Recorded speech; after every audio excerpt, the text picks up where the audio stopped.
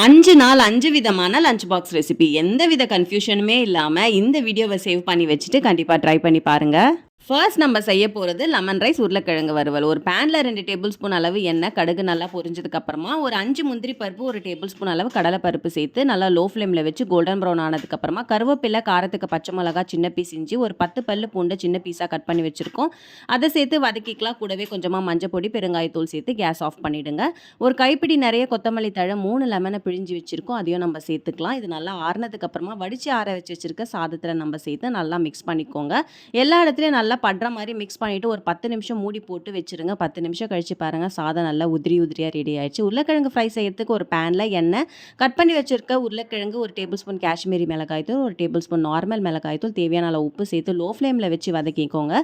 கொஞ்சமாக லாஸ்ட்டாக கொத்தமல்லி தழை ஃபைனல் டச்சப்பாக போட்டு இறக்குனீங்கன்னா உருளைக்கிழங்கு ஃப்ரையும் ரெடி ஆயிடுச்சு. லெமன் ரைஸோ உருளைக்கிழங்கு வறுவலோ ஒரு அல்டிமேட்டான காம்பினேஷனாக இருக்கும். கண்டிப்பாக ட்ரை பண்ணி பாருங்கள். அடுத்து நம்ம பார்க்க போகிறது வெஜிடபிள் பிரியாணி முட்டைத்தொக்கு ரெசிபி. குக்கரில் எண்ணெய், நெய் சேர்த்துக்கலாம். கரம் மசாலா பொருள்லாம் ஆட் பண்ணிக்கோங்க. ஒரு 3 வெங்காயம், 2 பச்சை மிளகாய், 2 தக்காளி சேர்த்துக்கோங்க. கூடவே 2 டேபிள் ஸ்பூன் அளவு இஞ்சி பூண்டு பேஸ்ட் சேர்த்து நல்லா வதக்கிக்கோங்க. காய் இன்னைக்கு கேரட், பீன்ஸ், பட்டாணி சேர்த்துக்கலாம். 2 டேபிள் ஸ்பூன் காஷ்மீரி மிளகாய் தூள், 1 டேபிள் ஸ்பூன் பிரியாணி மசாலா, தேவையான அளவு உப்பு, 1 கப் ஃபுல்லாக கெட்டியான தயிர் சேர்த்து எல்லாத்தையும் நல்லா மிக்ஸ் பண்ணிக்கோங்க. 10 நிமிஷமாக பாஸ்மதி ரைஸை ஊற வச்சு வச்சிருக்கேன், அதையும் சேர்த்துக்கலாம். 1 கப் ரைஸ்க்கு 2 பங்கு தண்ணி நான் சேர்த்துக்கிறேன். ஏன்னா எனக்கு சாதம் கொஞ்சம் சாஃப்டாக தேவை.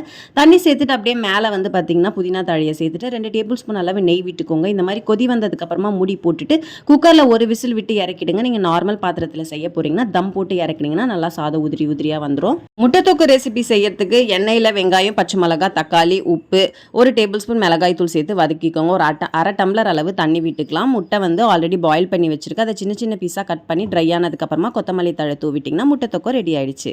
இந்த காம்பினேஷன் சூப்பராக இருக்குல்ல. அடுத்து நம்ம பார்க்க போகிறது தேங்காய் பால் சாதம் வாழைக்காய் வறுவல். ஒரு பேன் எடுத்துக்கோங்க. அதில் எண்ணெய், நெய், கரம் மசாலா பொருள்லாம் ஆட் பண்ணிக்கோங்க. 2 வெங்காயம் சேர்த்து நல்லா வதக்கி எடுத்துக்கோங்க. கண்ணாடி பதம் வந்ததுக்கப்புறமா ஒரே ஒரு தக்காளி, கூடவே 1 டேபிள் ஸ்பூன் இஞ்சி பூண்டு பேஸ்ட், காரத்துக்கு ஏற்ப பச்சை மிளகாய் சேர்த்துக்கோங்க. ஏன்னா வேறு எதுவுமே காரத்துக்கு நம்ம ஆட் பண்ண போகிறதில்ல. 1 கப் அளவு பாஸ்மதி ரைஸ் சேர்த்துக்கலாம். 1 கப் ரைஸ்க்கு 2 பங்கு அளவு தேங்காய் பால் மட்டுமே சேர்க்கணும், வேறு எதுவுமே சேர்க்கக்கூடாது. கொஞ்சமாக உப்பு சேர்த்து லாஸ்ட்டாக வந்து கொத்தமல்லி தழை சேர்த்துட்டு எல்லாத்தையும் நல்லா கலந்து விட்டுக்கோங்க.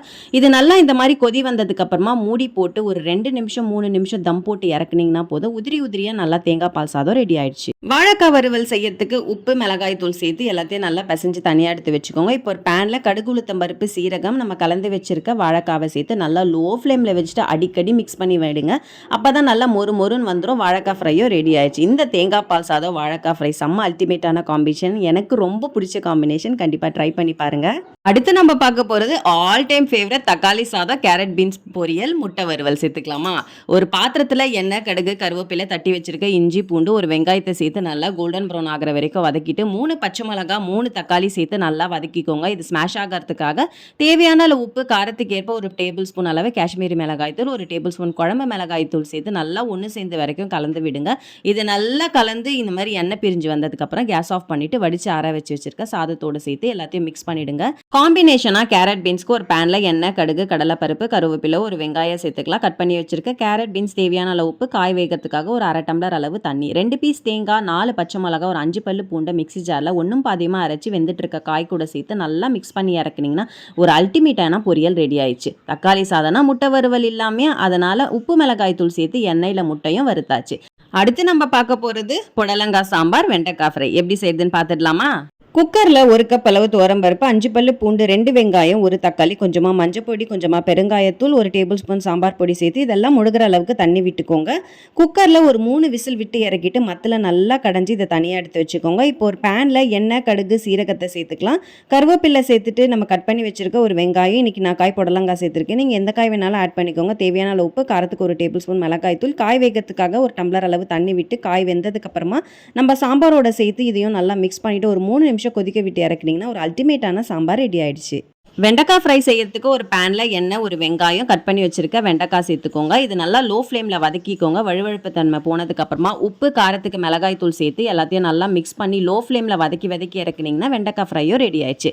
இந்த காம்பினேஷன் சூப்பராக இருக்கும். கண்டிப்பாக நீங்கள் ட்ரை பண்ணி பாருங்கள். இந்த லஞ்ச் பாக்ஸ் ரெசிபீஸ்லாம் உங்களுக்கு பிடிச்சிருக்கும்னு கண்டிப்பாக நான் நினைக்கிறேன். பிடிச்சிருந்தா கண்டிப்பாக ட்ரை பண்ணி பார்த்துட்டு எனக்கு கமெண்ட்டில் எப்படி இருந்ததுன்னு ஷேர் பண்ணுங்கள். இன்னொரு இன்ட்ரெஸ்டிங்கான வீடியோவில் உங்களெல்லாம் சந்திக்கிறேன். பாய்.